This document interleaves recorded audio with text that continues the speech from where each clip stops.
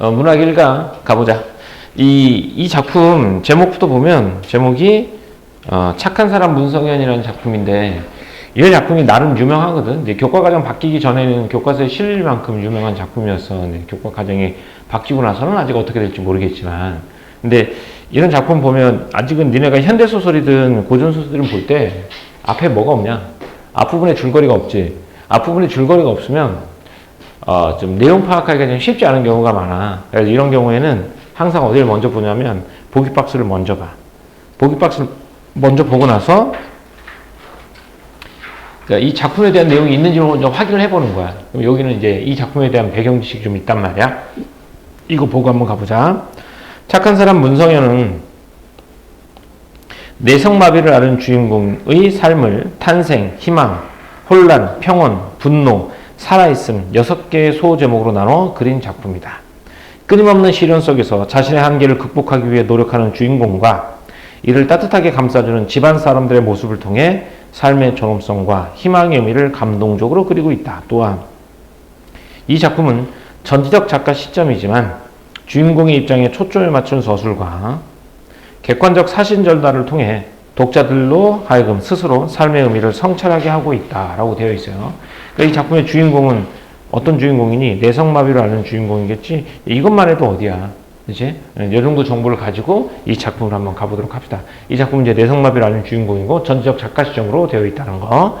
그리고 누구의 입장에서 주인공의 입장에 초점을 맞춰서 되어 있다는 거. 한번 가보도록 합시다.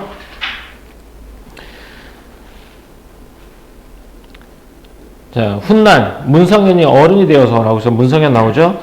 훗날 문성현이 어른이 되어서 자신의 기억을 더듬 올라갈 때 가장 어린 날의 광경은 막내 동생 승현의 돌날이었으니 그가 8살이 되었을 때였다. 그때 그는 방 안에 혼자 누워 있었다.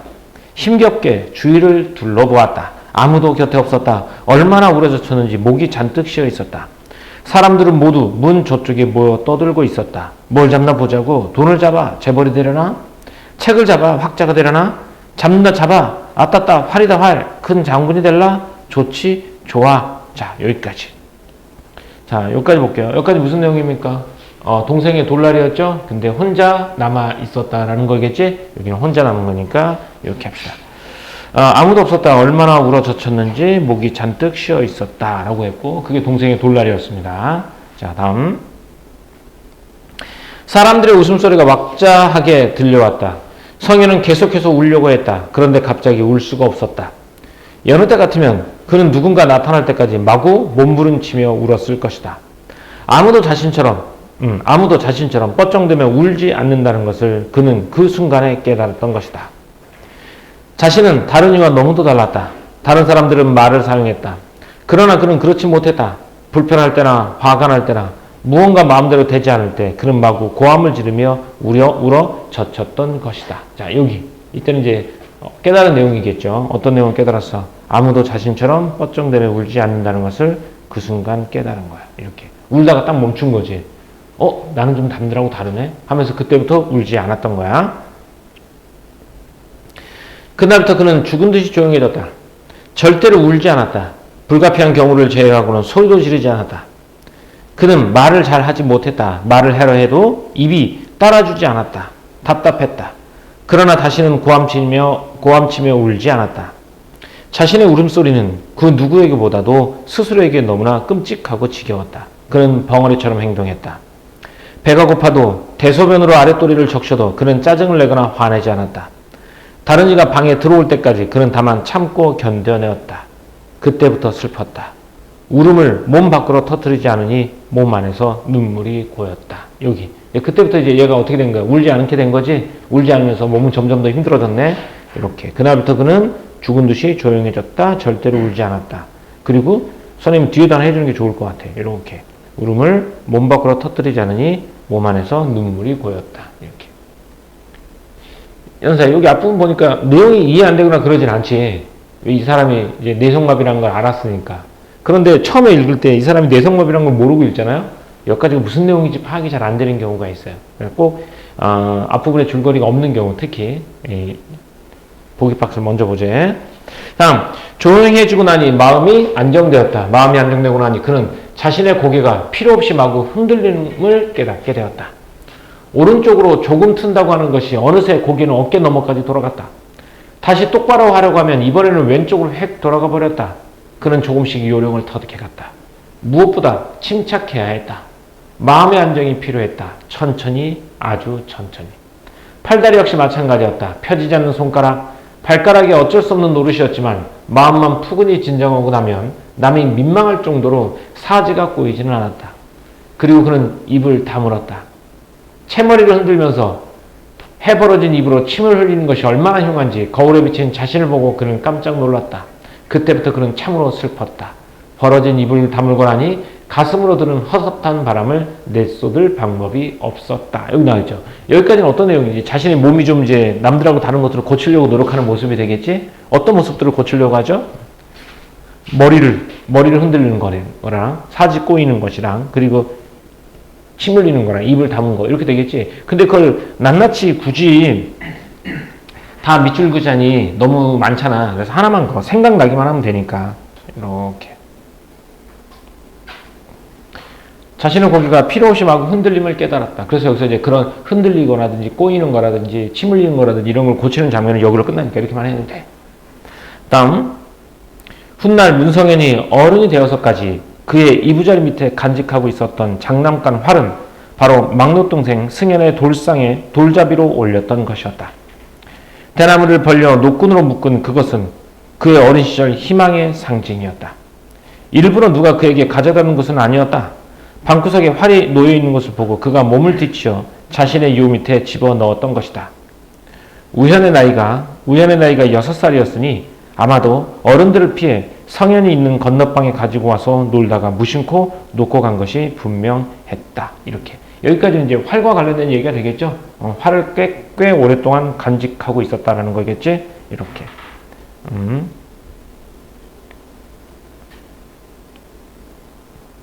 활을 꽤 오랫동안 간직하고 있었어요. 돌상에 올라왔던 활을 이렇게.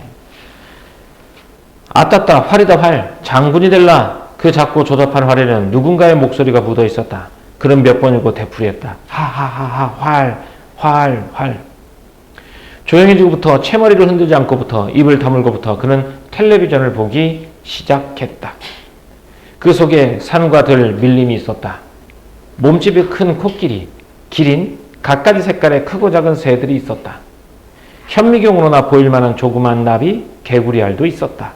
먼 나라에는 이상한 풍습을 가진 이상한 사람들이 있었다. 세상은 볼수록 흥미진진한 것들로 가득 차 있었다. 다른 이처럼 앉지도 서지도 걸어다닐 수도 없는 그에게는 텔레비전을 통해 보는 다른 이들의 삶이 한편으로는 가슴 떨리는 열망이었으며 또 한편으로는 부서뜨리고 싶은 안타까움이기도 했다. 이거죠. 여기는 이제 어떤 에피소드? TV와 관련된 에피소드가 되겠죠. 그럼 여기 입을 다물고부터는 앞에서부터 하자. TV를 보기 시작했죠. TV를 보면서 느낀 건 뭐니? TV 속에 나오는 사람들의 삶을 부러워하면서 또 한편으로는 질투도 하고 그러는 거겠지? 그래서 그러면 여기 할까? 이렇게 밑줄 긋는 거에는 부담이 없어야 돼. 하나 더 긋고 싶으면 하나 더 긋으면 되는 거고 대신 전체적으로 좀 많다 싶으면 다음에는 좀 줄여볼까? 이런 생각. 그리고 위에 걸 긋을까 아래 걸 긋을까 고민할 때는 그냥 내 마음속에 법칙을 정해. 둘 중에 고민될 때는 뭐 두 번째 걸 긋겠다 라든지 아니면 둘 다 고민되면 그냥 둘 다 긋겠다. 이렇게 처음에 자꾸 긋기 시작해야지 되는 거고. 또 이제 학생들한테 이제 소설에서 이제 끊어 읽으면서 밑줄 그라고 얘기했더니 단편적으로 끊어지는 경우가 있더라고. 툭툭툭 이렇게 막 밑줄 이렇게 그렇게 하지 말고 될 수 있으면 이렇게 문장 단위로 확 그어두는 게 좋아. 자, 다음 텔레비전 얘기까지 나오고요. 그래도 어린 그에게는 희망이 있었다. 다른 이와 결코 같을 수는 없지만 너무나 더디고 서투르기는 했지만 그는 조금씩 달라지고 있었다. 뻣더듬한 채로 자라는 그의 몸피. 그는 그때 고작 10대였던 것이다. 힘겹기 짝이 없었지만 그는 텔레비전을 기어가 자신이 보고 싶을 때 그것을 켤 수 있게 되었다. 그리고 라디오를 켜고 끌 줄 알게 되었다. 선풍기도 작동할 수 있게 되었다. 그는 무엇보다도 중요한 결심을 하게 되었다. 혼자 앉는 법을 익히기로 결심했던 것이다. 이렇게. 자, 여기는 이제 달라지게 결심한 거죠. 조금씩 달라지는 거나. 그럼 요거는 이렇게 했죠. 너무나 달라지고 있었다. 요것 되고, 아니면 이것 해도 되고, 혼자 앉는 법을 익히기로 결심했다. 이렇게 해도 되고요. 둘 다 고민될 때는. 다음. 노력해서 안 되는 일이란 없다고 그는 내까렸다.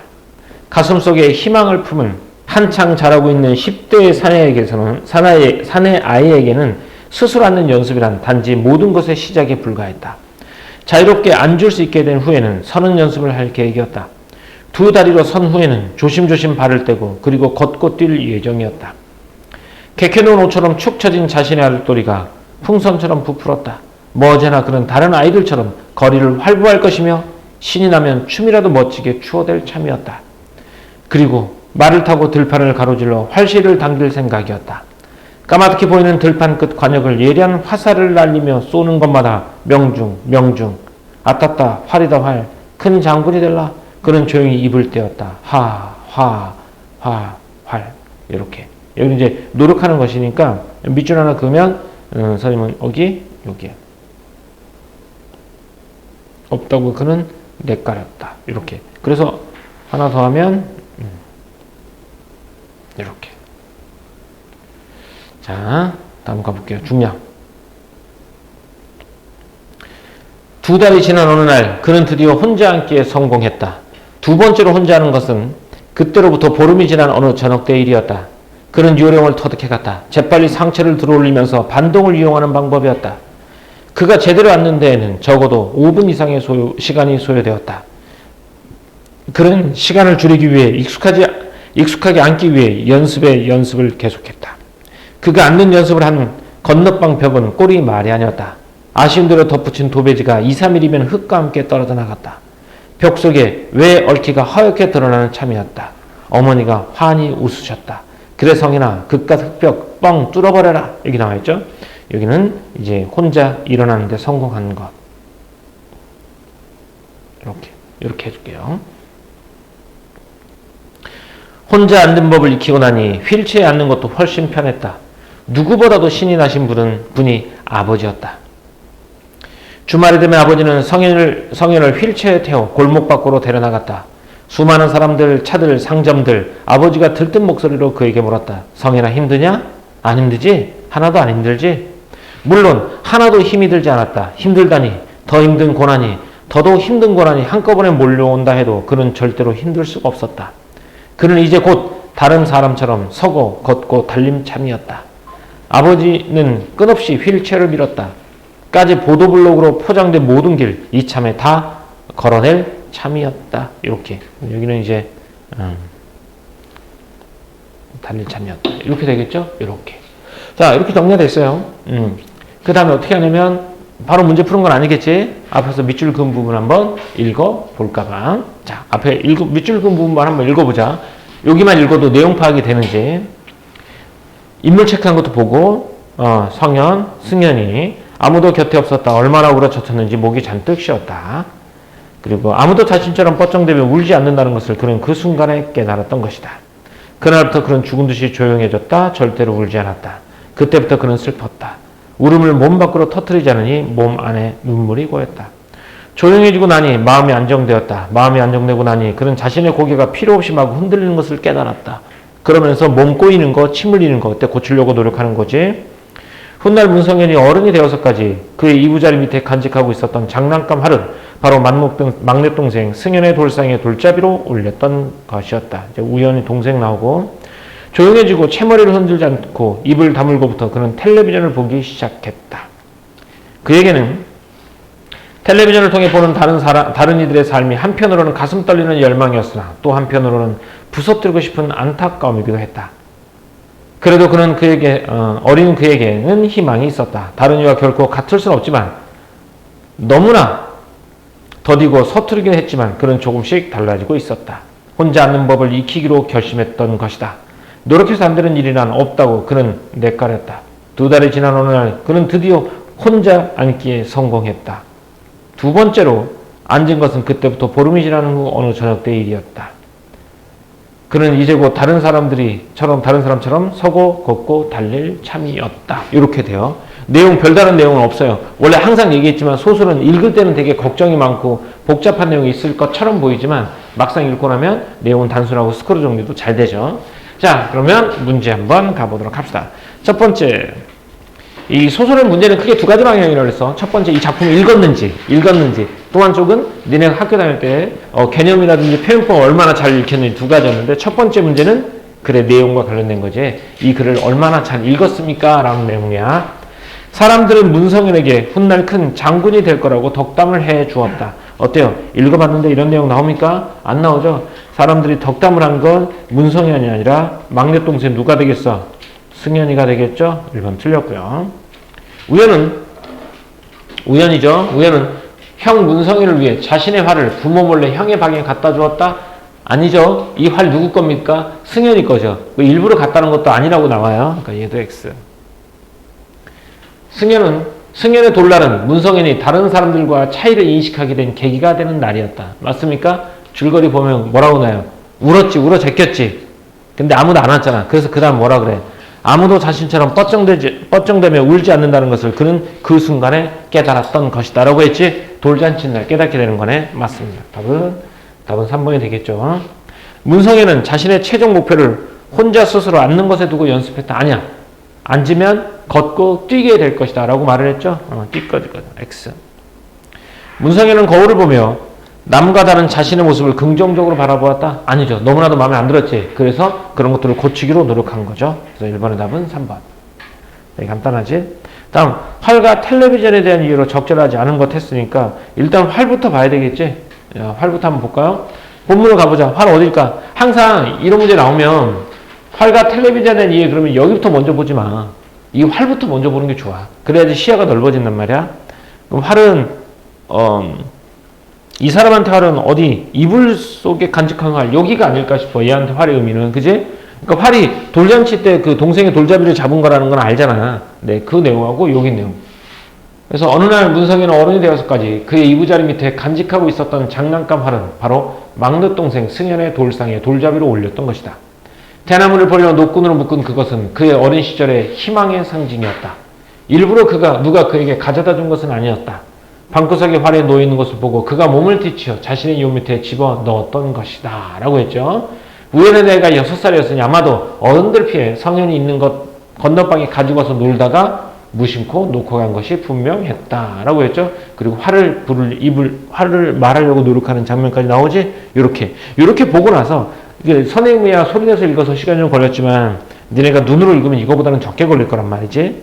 자, 가볼까? 활과 관련된 거 적절하지 않은 거. 활은 문성현이 미래 자신의 모습에 대해 기대와 희망을 품게 한다. 맞습니까? 맞아? 거기 뭐라고 나와있어? 활은 어린 그에게 뭐라고? 희망이었다. 라고 나와있죠. 맞습니다. 그러니까 이거 맞는데 나는 그래도 좀 애매하다. 그러면 이거 가지고 한 번은 정도 볼 수 있지만 두세 번 계속 넘어가서 보지는 마. 응? 한 번은 보더라도 이왕 볼 거면 그 앞뒤만 보지 말고 좀 전체 크게 좀 보도록 하고. 그리고 잘 모르겠다면 세모 쳐도 되니까. 왜? 선택지가 5개잖아. 다음 활은 텔레비전과 달리 문성현과 그의 동생 우연히 정서적 유대감을 갖게 한다. 활이 정서적 유대감을 갖게 해요? 그거랑 관련이 없죠. 이렇게. 텔레비전은 활과 달리 됐고 활과 텔레비전은 모두 문성현이 자신의 장애를 극복하고자 노력하게 되는 동기가 부여된다. 얘도 맞지? 이렇게 된 거니까 답은 몇 번이야? 3번이야. 답은 벌써 나왔어. 이렇게. 답은 벌써 나왔지만 그러니까 선생님은 기본적으로 수능에는 2가지 방향으로 간단 말이야. 시간 안에 풀어야 되는 게 첫 번째고 두 번째가 정확성을 높여야 되는 거란 말이야. 그런데 이렇게 딱 봤는데 누가 봐도 3번이 틀렸잖아. 그의 동생 우연히 누가 봐도 틀렸지. 그러면 답을 체크하고 뒤에 거 안 봐도 된다고 생각해. 근데 애매하면 봐줄 수 있겠지. 텔레비전 보면 뒷부분이잖아. 외부 세계를 보는 창이고, 그지? 그러면서 그걸 보면서 뭘 해? 사람들에 대한 질투, 부러움 이런 걸 느끼게 되겠지? 봐. 텔레비전은 문성현과 외부 세계를 이어주는 매개체 역할을 하는 거 맞고요.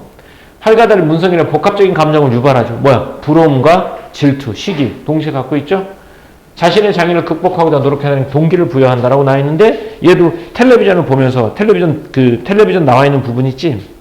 여기 부분이잖아. 여기 뭐라고 나와요?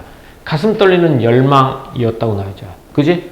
그래도 뒤에 희망이 있었다라고 했죠. 다른 사람들 보면서 꿈을 꾸는 거죠. 그러니까 희망이 맞아. 그래서 이렇게 돼. 그래서 답은 3번이 되겠죠. 항상 두 개가 동시에 나와 있으면 활부터 보는 거야. 기억 니은도 마찬가지야. 활, 텔레비전 순서, 활 먼저 보고 그 다음에 텔레비전 순서 보는 게 맞는 거지. 이렇게 보는 거는 좀 적절하지 않다고 봐. 1번 선택지 보고 활 보고 2번 텔레비전 보고 3번 두 개 동시에 보고 이런 시간이 더 많이 걸릴 수 있으니까 항상 이런 순서대로 보도록 하세요. 다음 3번 아까 보이박스 문제 다시 한번 해보도록 하자. 다시 한번 읽어볼게.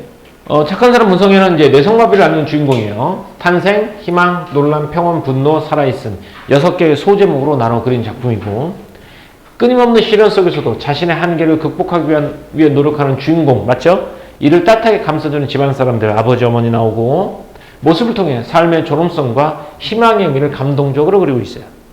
또한 이 작품은 전지적 작가 시점이지만 주인공의 입장에 초점을 맞춘 서술이야. 여기서 등장인물의 내면 심리가 나오는 건 누구밖에 없다는 거야. 문성현밖에 없다는 거. 그 다음에 객관적인 사실 전달 중간중간 나올 수 있죠. 독자들로 하여금 스스로 삶의 의미를 성찰하게 하고 있다라고 나와 있는데 여기서 요거 하나만 좀 정리 한번 해보도록 하자. 여기서 보면 주인공의 입장에 초점을 맞춘 서술이라고 했잖아. 요거 한번 가볼게요. 자, 요게 이제 문학 작품이라고 해봅시다. 이 작품의 문학 작품에는 처음에 성현이가 나오죠. 주인공이 문성현. 그 다음에 아버지도 나오고 어머니, 그 다음에 뭐 동생 이렇게 나옵니다. 이게 시점이 몇 인칭이야? 준수야 이거? 전지적 작가 중에 3인칭이지? 그럼 서술자가 어디 있냐면 서술자가 이렇게 작품 바깥에 있어.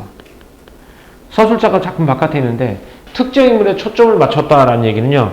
이게 이렇게 되는 거야. 특정 인물의 주인공의 입장에 초점을 맞춘 거잖아. 그러면 서술자가 누구 옆에 딱 붙어 있냐면 주인공 옆에 딱 붙어 있는 거야. 그리고 주인공의 눈에 비친 아버지, 어머니, 동생 이렇게 보는 거야. 모든 것들을 주인공의 눈을 통해서 본단 말이야. 그럼 이런 것들은 작품에서 어떻게 확인하냐면 서술자는 주인공인 성현에 대해서는 텔링을 해줘. 텔링. 직접 제시. 등장인물의 내면을 직접 제시해 준단 말이야. 그런데 아버지, 어머니, 동생 이 사람들은 누구의 눈으로 보는 거니? 문성현의 눈으로 보는 거지. 그러다 보니까 아버지, 어머니, 동생 이들의 내면 심리까지는 서술하지 못해. 그래서 서술자는 얘네들은 텔링이 아니라 뭘 하고 있다? 쇼잉을 하고 있다라는 거야. 그러니까 이런 작품들이 진짜 많이 나와. 소설에서는. 그래서 이 작품 읽다 보면 서술자가 등장인물의 내면 심리를 직접적으로 텔링하고 있는 건 성현밖에 없어. 특정 인물의 입장이니까. 나머지 사람들은 쇼잉, 간접 제시를 하고 있는 거지. 요 얘기야. 요 얘기 하나 알아두도록 하고. 그 다음 오케이. 한번 가보도록 할게요. 그리고 여기 객관적인 사실 전달이라는 말이 나왔잖아. 여기 객관적인 사실 전달이라는 말이 나왔는데 요거에 대한 얘기도 좀 해보자고. 소설에서 서술성 특징에서 객관적 서술이라는 말이 나오잖아. 요걸 두 가지로 설명해 볼 수 있는데 객관적 서술이 나왔을 때 이게 글 전체의 서술상의 특징을 물어보는 거야. 만약에 글 전체 서술상의 특징을 묻는 문제라면 특징을 묻는 경우 객관적 서술은 무조건 X야. 글 전체 서술상의 특징을 묻는데 객관적 서술이라는 말이 나오잖아? 그럼 그 선택지는 일단 틀린 X야. 그러니까 적절하지 않은 것을 물어보면 그게 답이고 적절한 것이라면 걔부터 제끼고 가야 돼. 근데 이게 왜 그러냐면 객관적 서술을 나타낼 수 있는 방법은 두 가지밖에 없어. 객관적 서술을 나타내는 방법은 일단 두 가지야. 전체 서술상의 특징에서야 묻는 경우야. 어떤 경우냐? 첫 번째는 3인칭 관찰자 시점. 이럴 경우는 객관적 시점이 서술이 가능해. 두 번째가 1인칭 시점 중에서 나의 정서나 나의 의견, 정서가 표출이 안 되는 경우, 이런 경우, 나의 의견이나 정서가 표출이 안 되는 경우, 요 두 개의 객관적 서술이라는 말을 쓸 수 있단 말이야. 그런데 이제 수능이 1994년부터 시작했는데, 그때까지 지금이 2025년이니까, 몇 년이 30년이 된 거네. 31년이네. 31년 동안 3인칭 관찰자 시점이 수능에 나온 적은 없었어. 앞으로도 안 나올 거야. 왜 그러냐면 지면이 짧은데 처음부터 끝까지 관찰자 시점에 소설을 하면 내용 파악을 못해. 그래서 안 나올 거야. 얘는 안 나와. 그리고 1인칭 시점 중에 나의 의견이나 정서가 표현이 안 된다? 이런 소설은 없어. 1인칭 시점에 소설을 쓰는 이유는 어떤 사건이나 상황에 대한 나의 심리를 표현하기 위해서 1인칭 시점을 쓴단 말이야. 그러니까 이거 두 개는 아예 안 나오니까 그래서 그냥 무조건 X라고 보면 돼. 전체 서술상의 특징을 묻는 경우는 그래. 그런데 얘가 이제 전체가 아니라 특정 부분, A, 뭐 기억 이런 거 있죠. 부분 서술상 특징에서는